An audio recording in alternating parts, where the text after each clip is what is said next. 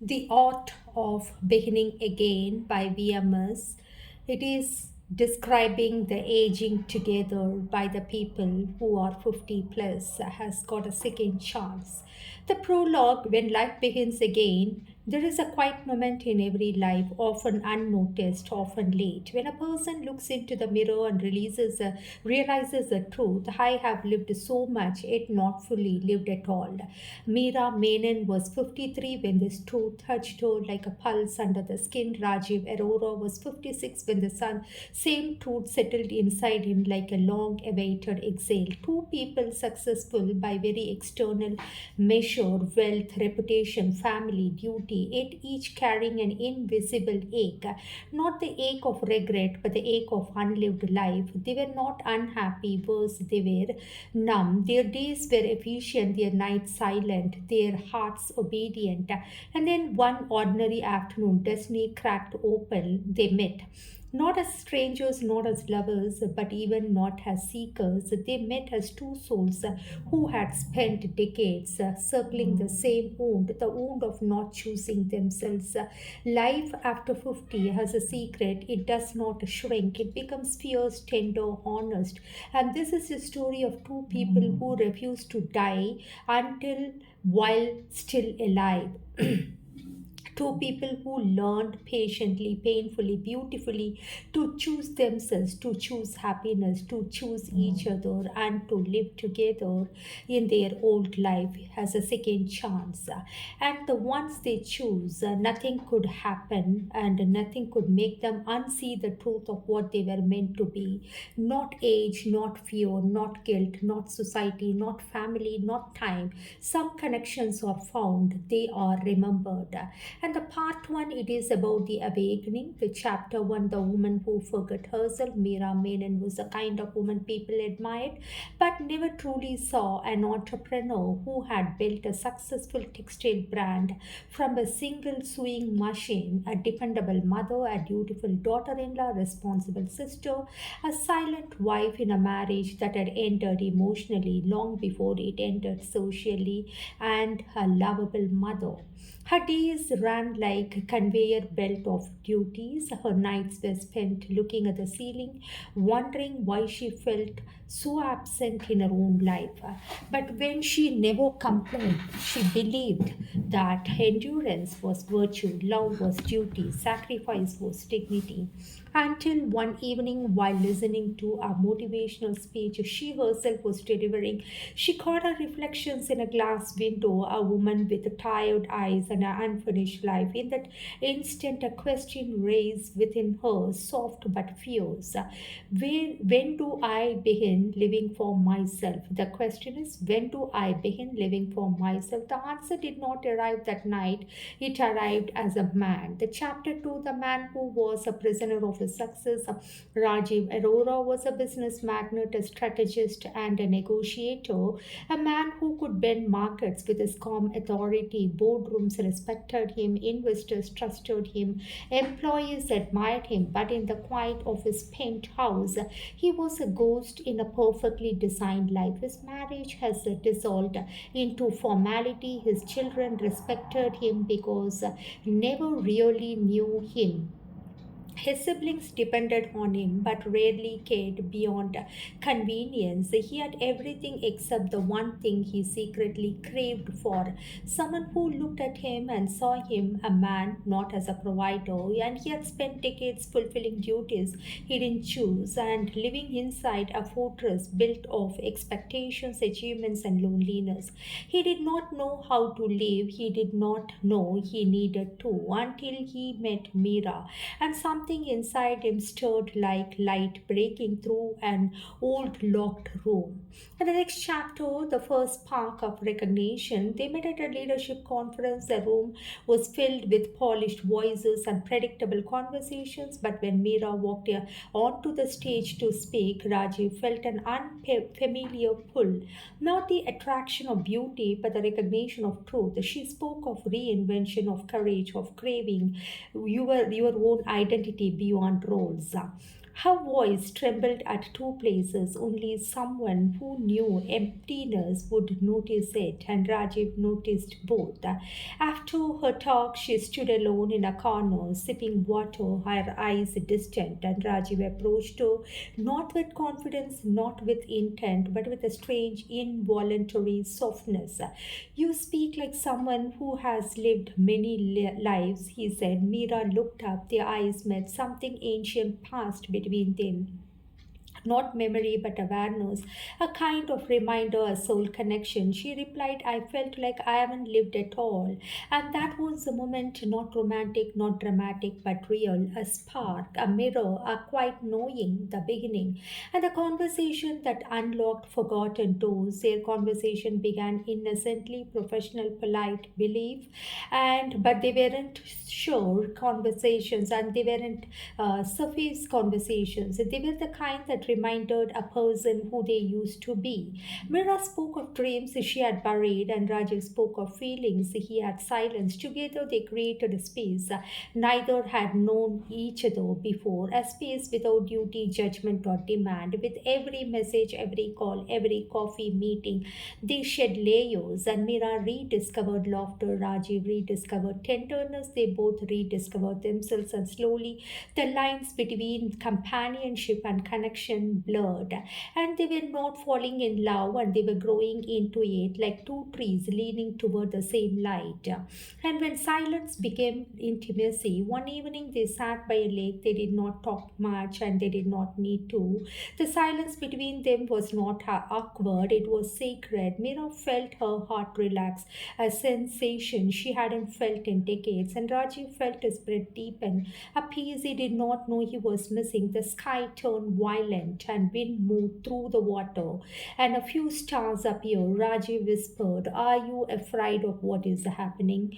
Mira answered truthfully, No, I'm not afraid of returning to what I was. He turned toward her gently, deliberately. That will not happen, he said, not if I can help it. A warmth spread through her chest, not passion, not desire, but recognition. She understood then, some people don't enter your life, they enter your soul. I repeat, she understood that some people don't enter your life, they enter your soul. And once they do, nothing is ever the same. And the next chapter, it is about the fractured line in old lives. Connections bloom silently, but consequences do not. Mira noticed the first ripple in her routine. Her husband wasn't unkind and merely indifferent. Two lives running parallel, touching nothing, but indifference becomes loud when your heart begins to feel again. For years, she justified the silence of a marriage. This is how life is. This is my duty. This is enough. But meeting Raji made her realize something shocking. Her marriage wasn't silent, and she had muted herself. I repeat, she had muted herself. Meanwhile, Raji felt the weight of his own life. His wife lived abroad. Their relationship had dissolved long ago, kept alive only by society, expectation, and children and business optics. He had forgotten what companionship felt like, and what listening meant, and what being understood tasted like. With Mira, conversation felt like breathing. With his family, conversation felt like reports. A fracture line had always existed in their old lives. Meeting each other simply eliminated it, and they weren't breaking anything. Their truth was breaking free. Heart wakes with trembling. Emotional awakening in middle is not dramatic. It comes like early dawn, soft, golden, shy. But once it arrives, you can never return to darkness. Mira began noticing color again. The deep green of the banyan trees, the blue shine of saris in a boutique, the way her face looked less tired in the mirror, and Rajiv began noticing small joys, morning light on his balcony, the sound of Mira's messages arriving, the warmth of a laughter echoing in his mind. Their attraction grew not like wildfire but like slow burning incense, deep, fragrant, and spiritual. They don't touch and they didn't touch. Not it, but their souls leaned toward each other unmistakably, intimately. One evening, Mira wrote to him, I'm afraid of how much peace I feel when I talk to you. Rajiv replied, peace is not danger, Mira. Peace is truth. Their courage wasn't born that day, but it began. The moment they admitted the unspoken, they met for coffee, routine, friendly, safe. But that day something shifted. Rajiv looked at her with an honesty that stripped her defenses away. Mira, he said quietly, what are we doing? She swallowed. We are talking. Talking, he repeated, of finding pieces of ourselves in each other. Her breath stumbled, silence stretched, her hands trembled slightly, a tremble she had not felt in years. She whispered, is that wrong, Rajiv? Rajiv leaned forward, his voice gentle, his eyes soft. Truth is never wrong, Mira, only fear argues with it. A tear escaped her eyes, and not of sadness but of recognition. For the first time, she didn't hide it, she let it fall. And Rajiv didn't wipe it, he simply held her gaze with reverence as though the tear was a sacred confession. That was the first moment they admitted the unspoken. This was not friendship, it was awakening. And the next chapter, it is about the guilt that is not real. Guilt is a strange creature, it arrives even when you are done nothing wrong. And Mira felt it like a ghost sitting inside her at night, whispering, how dare you feel alive again? How dare you want joy? How dare you choose yourself? Rajiv faced a quieter version of the same ghost. His life had always been built around expectation, reputation, sacrifice. He had no model for choosing personal happiness. But slowly they began to push back. Mira realized a life lived entirely for duty becomes a cage. Rajiv realized loyalty without love is not virtue, it is self erasure. And they weren't hurting anyone, they weren't betraying anything, and they were simply discovering who they really were beneath decades of numbness. And guilt began losing its grip, and not because they denied it, but because truth was stronger. The night they closed themselves, and it was an ordinary night, no celebration, no drama, no lighting cracked. Two people bruised by life, strength by endurance, and softened by truth. I repeat, two people bruised by life, strengthened by endurance, softened by truth, standing at the edge of a new beginning. They were on terrace watching the city lights blink like restless hearts. Meera said softly, I'm tired of being afraid. And Rajiv stepped closer, not touching her, but close enough that she felt the warmth of his presence. They don't be, he whispered. She closed her eyes, opened them again, looked at him with a courage she did not know she possessed. I want to choose myself, she said, and I want to choose you too. Rajiv exhaled a long, shuddering breath that released years of suppression. His voice came out thick, emotional. I've been choosing you from the first time. I was just waiting for you to feel safe enough to choose me too.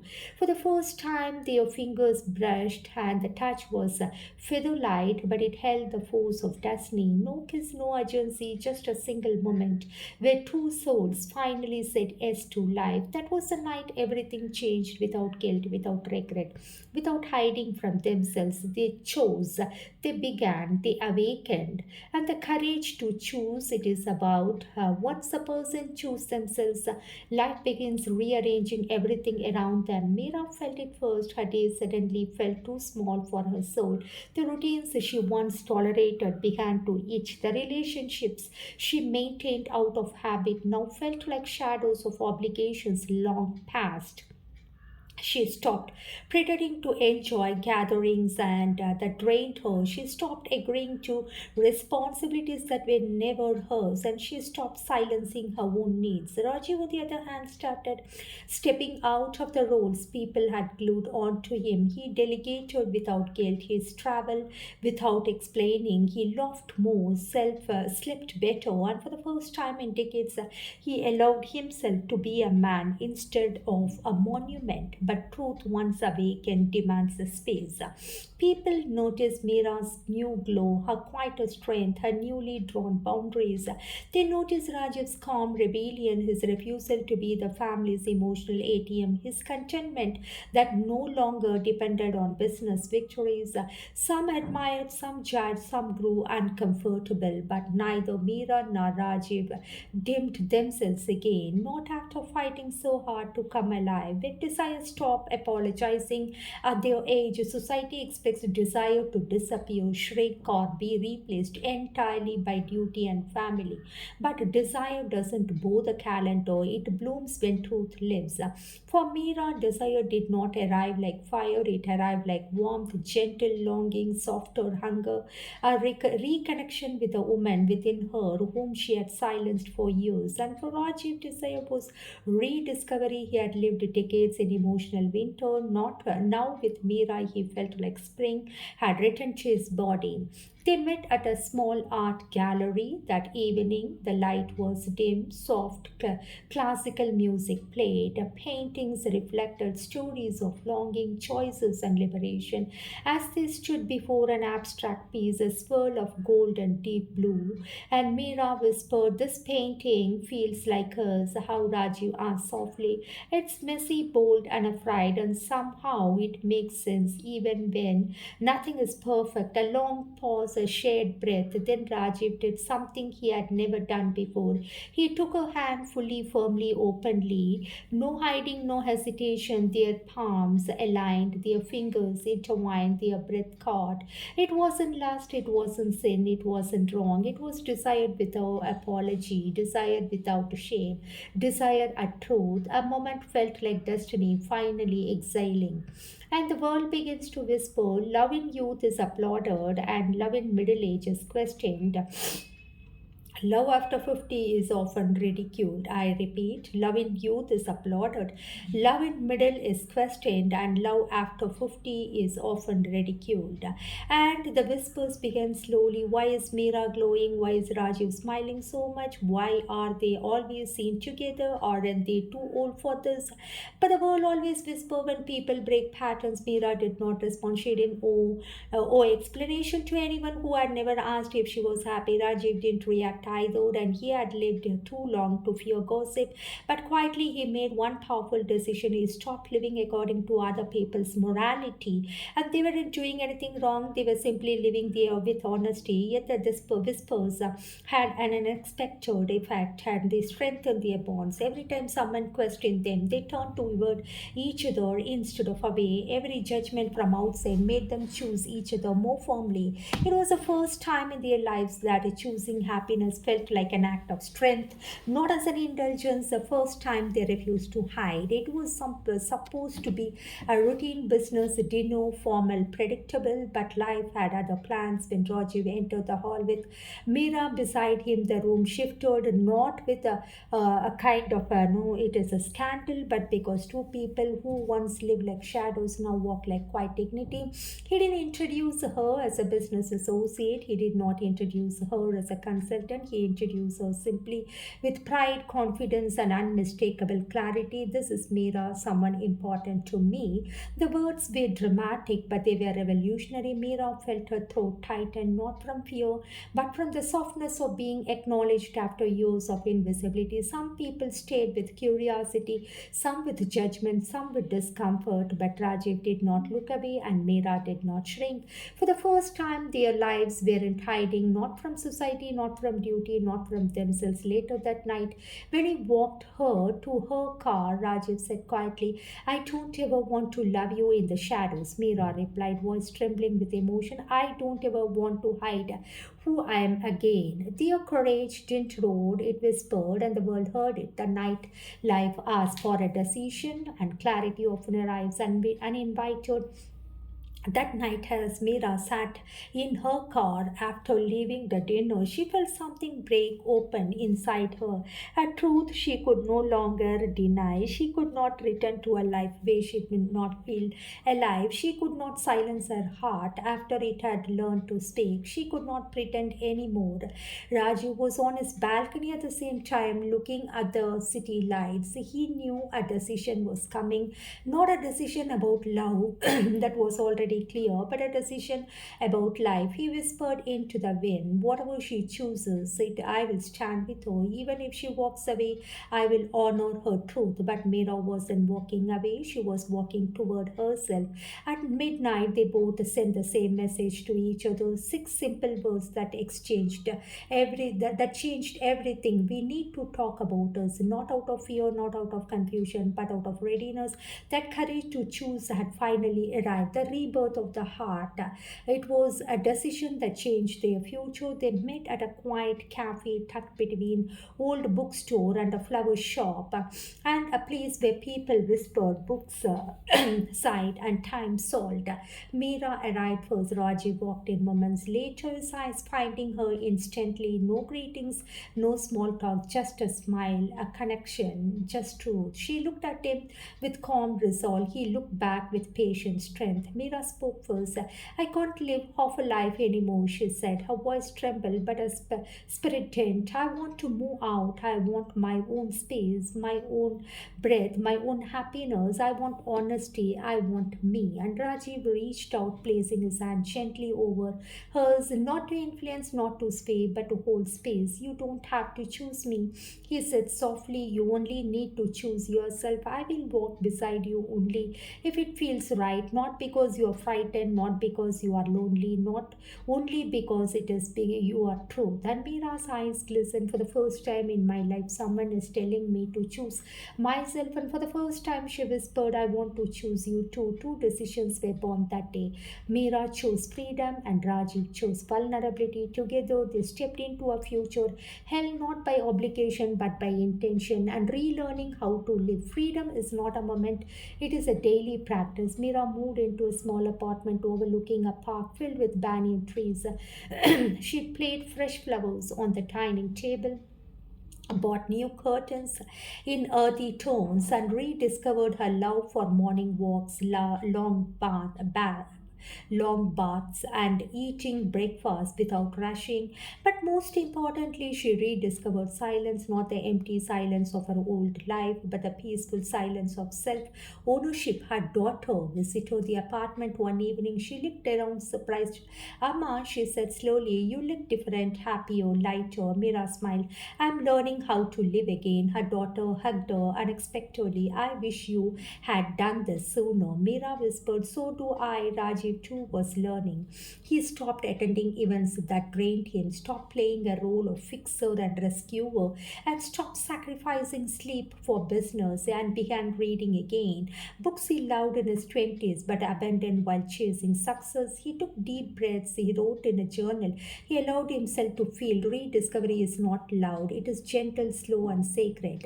Their first night without guilt. It wasn't planned, it wasn't dramatic, it wasn't stolen, it was chosen. Mira invited him to her apartment for dinner. Her first cooked meal there, simple, warm, authentic, and full of love. And home food for two people had starved emotionally for years.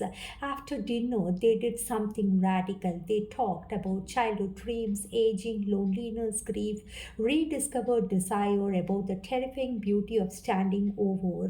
After 50 years, the night deepened, so did the silence between them, a silence charged with a longing, tenderness, and truth. Mira looked up at him, vulnerability naked in her eyes. And Rajiv, I don't want to live in guilt anymore, not for loving you, not for loving myself, not for wanting more than survival. And Rajiv stepped closer, her voice quiet and reverent. There is no guilt here, Mira, only honesty. Only two people who found each other when they had almost given up in life. She touched his face, a simple touch that carried decades of unspoken yearning. He kissed her, not like a man claiming something, but like a soul remembering someone he had lost long ago. And it was slow, tender, sacred, not the urgency of youth, but the depth of two lives finally allowed to breathe. Their first night together wasn't about passion alone. It was about healing, it was about reclaiming joy, making peace with their own worth. Two souls met, aligned, and said, we deserve this. Building a life without apology. Once you stop apologizing for your happiness, the world loses its power over you. Meera and Rajiv began building a life together, not rushed, not chaotic, not dramatic. A life of small rituals, morning tea and the balcony, shared grocery shoppings on Sundays, and reading books side by side in comfortable silence, a walk every evening, a kiss every night, and a kind of cajole and pampering each other, understanding their requirements and simple things, yet each one felt revolutionary. They didn't need big declarations. Their intimacy lived in the way he warmed her tea and the way she placed her hand on his shoulder when she sensed distress. They didn't post pictures, didn't seek validation, didn't hide either. They lived fully, honestly, tenderly. Their families adjusted slowly, accepted, registered, and some accepted, some resisted, some gossiped. But over time, everyone saw the truth. The two people who were once half alive were now radiant. People stopped asking questions. Happiness as a way of silencing criticism. When love becomes a legacy, Meera and Rajiv did not just inspire each other, they began inspiring others too. Her boutique staff noticed her renewed creativity. His employees saw his gentleness, soften meetings, and friends approached them privately, confessing they too wanted to choose happiness. Their story whispered a radical message. Life does not end at 50. Life begins when you stop betraying yourself. I repeat, life does not end at 50. Life begins when you stop betraying yourself. And Meera started a workshop series for women above 40, beginning again. And Rajiv began mentoring midlife entrepreneurs who feared they were too old to dream. And they became living examples for second chances of love, honest, of courageous invention. And their love was no longer just theirs, it has become a legacy, a reminder that, and it is never too late to feel alive, it is never too late to choose happiness, and it is never too late to meet the two soulmate, not in youth, not in middle age, not even after 50, because souls recognize souls. Age is irrelevant to destiny, and the life that expands after 50, the kind of awakening the world has given. 3 years had passed since Meera and Rajiv chose themselves. The world began noticing, not because they were flashy, not because they demanded attention, but because their lives radiated with authenticity. And messages arrived from strangers. I quit my job at 60 to start my dream. I left a marriage that suffocated me. I learned to love myself again. Their lives become templates of courage, hope, and reinvention. And internationally, they were recognized for their work and service together. And they started to heal the life, and guilt no longer has a place. A sanctuary they start to rebuild together. They founded the House of Second Lives, a sanctuary they built for the people, and they conducted workshops identifying reclamation and emotional literacy for men, and helping the people love that deepened beyond the physical. Their intimacy matured into something sacred. Touches were deliberate, silence were shared, and desire was slow and tender, reverent, and they whispered, every time I look at you, the world feels right. And Rajiv said that. And when Meera replied, you are not just my partner, you are my home, you are my life, you are my dream, and you are my future, and you are everything. Their love became spiritual practice, sanctuary within a sanctuary, proving their desire, intimacy, and companionship do not expire at age. And globally, they were recognized, and people started to admire them. And Meera and Raji sat hand in hand in a rose sanctuary, and children of those who inspired now visited them. They smiled with each other. Meera smiled, and Raji whispered, thank you for saving my life, Meera. And Meera smiled, no, Raji, we saved our own life. And they started to enjoy the peace and happiness in a very delicate, intimate, emotional, psychologically attached, and physically, spiritually, they are inclined with each other. And it is more like they are sealed with each other without any kind of whispers. And it is not something that has been done after 50. They are just beginning to live their life after 50. It is a kind of happiness living together in the old age, the second chance, which is not to regret. It is life to be enjoyed, relished, and happiness and peaceful throughout, no looking back.